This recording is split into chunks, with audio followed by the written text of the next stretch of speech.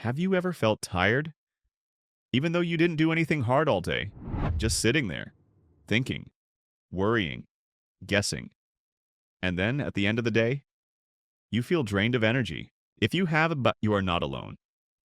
There are many people who live with an invisible cycle in their heads. It is not noisy, not bustling, but it is more exhausting than running a marathon. And that cycle is called anxiety. It is not a specific fear. It is not a specific sadness. It is a feeling of restlessness, of unease, as if something is about to happen, but you don't know what. It makes your heart beat faster. Your mind is uneasy, even though there's nothing special around. Have you ever spent the whole evening rehearsing a conversation that hasn't happened yet?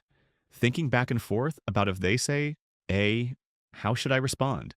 B, if things go badly, how will I handle it?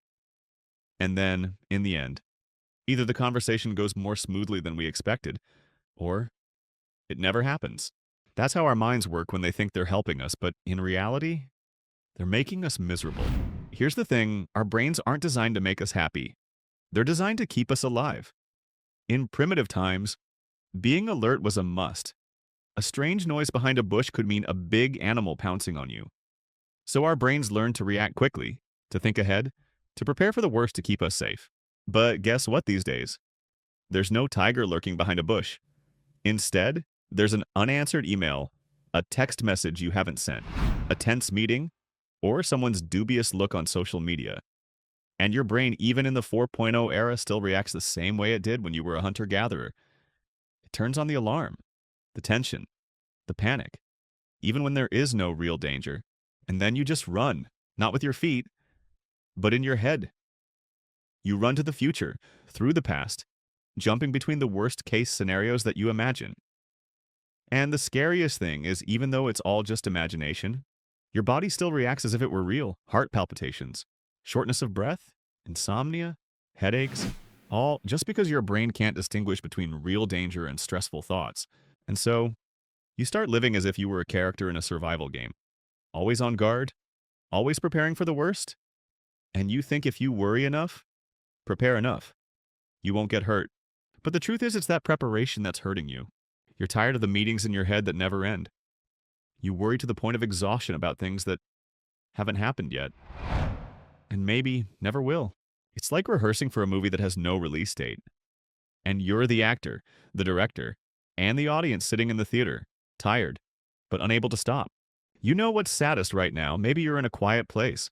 No one's yelling at you. No danger, but your mind is in turmoil. It's not here.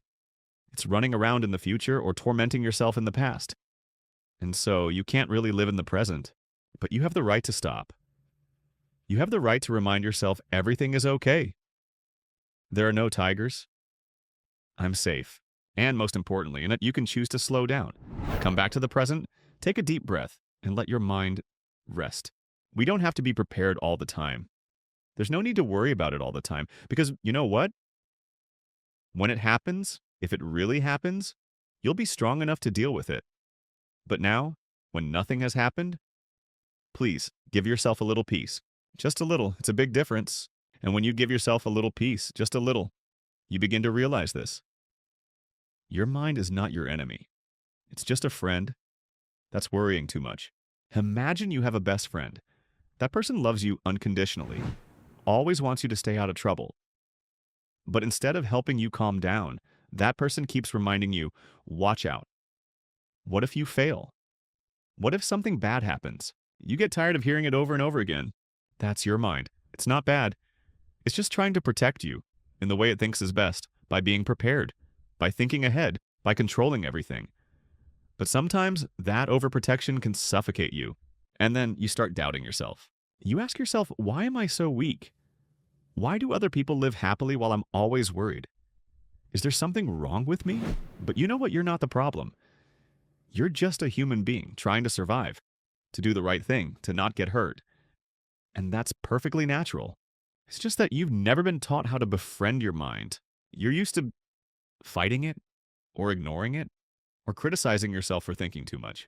So today, I want to invite you to try something different instead of fighting your thoughts. Sit with them. Imagine you're sitting in a room and your thoughts are guests who keep coming in. Some are loud and impatient. Some are negative and judgmental. But you don't have to chase them away and just look at them, acknowledge them, and say, oh, that's my old fear coming back. Or, oh, that's my inner doubt. Oh, because when you realize that you are not those thoughts, you begin to create distance. And in that distance, you find peace. We cannot control all our thoughts, but we can choose how we respond to them. You don't have to believe everything your mind tells you, especially things like, you're not good enough. You're going to fail. No one really cares about you. You can listen and then gently respond. Thanks for reminding me, but I'll keep going. Like a driver, you can let the noise in the car be, but you are still in the driver's seat, and you know exactly where you're going. And you see, sometimes all you need is not a perfect plan, but just a moment to stop. To ask yourself, am I living in the present moment? Or am I being dragged by my mind into the past and the future? Just being able to come back to the present moment, even for 10 seconds, is already the beginning of healing. We can't turn off all anxiety, but we can learn to live with it without letting it dominate our lives. And when you start to sit with your thoughts, instead of resisting, you will gradually feel something very different inside you. There is always a quiet part. It is not as loud as the voice of anxiety. It is not as urgent as the feeling of missing out. It is just silently present, gently, like a friend who is always there, waiting for you to return. Sometimes, if you just close your eyes for 10 seconds, take a slow breath, you'll hear that part speak up. Not with words, but with a very safe, very steady feeling.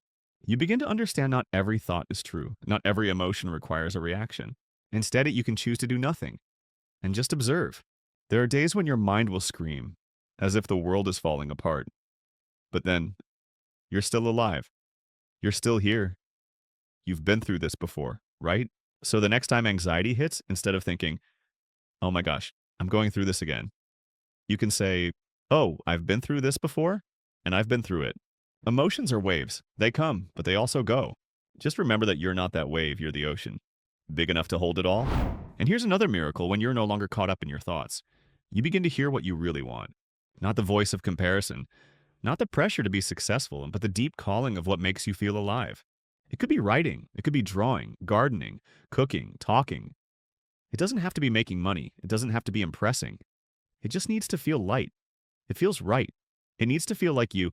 And you'll see, when you start living closer to yourself, everything outside of you starts to feel lighter. Not because the world changes, but because you change your perspective. We can't control life, but we can always learn to listen to ourselves in the midst of those changes. Because underneath every thought, every emotion, every chaos, there's always a part of you that's very deep, very quiet, waiting for you to come back. And then you realize this peace is not a place to go, but a state you can return to anytime. Whether you are in a noisy coffee shop, on a crowded bus, or having a bad day, you can return to yourself just by taking a breath. No need to meditate for a long time. No need to understand any profound philosophy. Just allow yourself to stop for a moment. Stop to breathe, stop to feel. Stop to remember you are not what is going on out there. You are the one observing it all. The more you practice this, the more you will realize.